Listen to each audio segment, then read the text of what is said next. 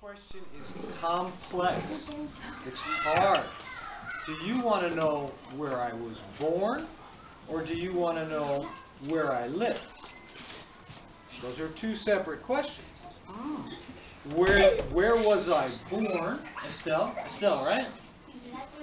Where was I born, or where do I live now? Maybe where? Your question is where? Where are you from? Where are you from? Well, Because in English, where are you from could mean either one. It could be either one. It could be where do you live now? Or it could be where did you grow up? Where were you born? So which one do you mean? when he was a boy, a baby boy, maybe? Yes or no? Now? No. No. Now. No. Okay. No. Now I live in a state called Michigan. Michigan. And Michigan is in the middle of the country. I don't know if you have a map.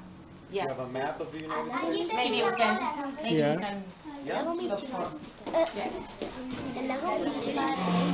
It's a city. So I live in a town, a village, but I work in a city. Because most universities are in cities.